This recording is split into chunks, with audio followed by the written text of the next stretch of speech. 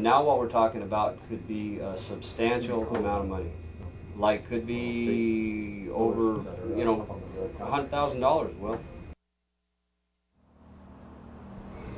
We got a stop work notice from Washoe County Air Quality because of asbestos. We all know that we were supposedly had a clean building out there. We all knew that we were going to run into asbestos to a certain extent, right? Correct. And we had been taking care of that to the point we had a vehicle in motion there to track the cost, to track all the incidents. I've got all the incidents on my schedule up there so I can show it pushing out if that indeed is what happens. As of right now today, we are done. We're stopped. The job shut down. So the way it needs to be taken care of right now, it needs to have a total containment. People going in and out of there need to have full protective gear on, suits, respirators. I mean, it's to that point, and it's unfortunate. So we're going to be shut down for It's gonna be a while. for quite some time.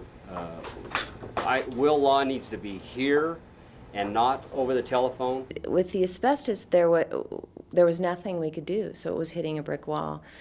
And so that brick wall probably wasn't that big compared to some of the other ones we had already jumped over. But I think when you feel very powerless and very helpless, which is what I did personally, and I think that we did as an organization, it seemed like a huge brick wall. It's tough to know what your schedule's going to be right now. I mean, we're kind of shooting in the dark right now. But it's been one thing after the other. I've got to tell you for a fact that we've lost 16 working days in the basement because of the mold.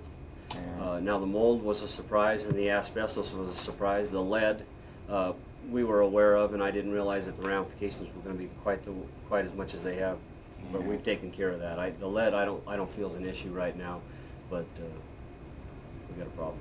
We lost a lot of time last fall with the negotiations with Oliver McMillan and the beginning of construction, which really should have happened last fall.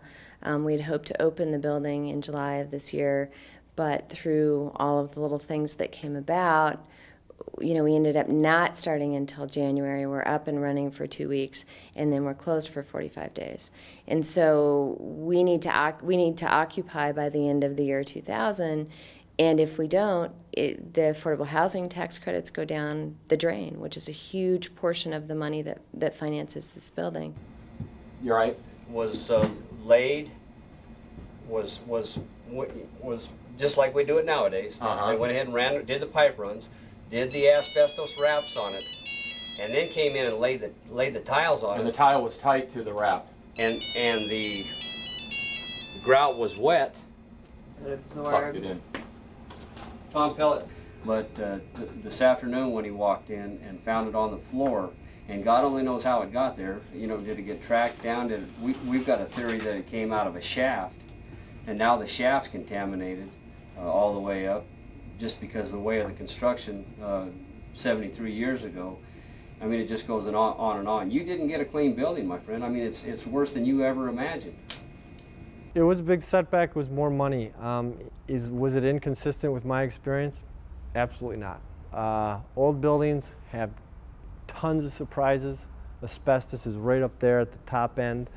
If I've been surprised by anything in my 15 years of doing this kind of work, it's that there's always something to learn about some bizarre place no one ever would have thought someone put asbestos way back when. We're talking about potentially, we're talking more than tens of thousands of dollars if it's got and it could snowball. What's going to happen is the schedule's going to snowball, and that's what nobody understands. I mean, if we're down for 2 months. Then in 2 months we pick back up to where we just left off. Exactly. And now does it affect Will when we close the project? Yes. Yeah. Absolutely. Oh, sure. If we go beyond December 31st, he's going to scream like a wounded eagle.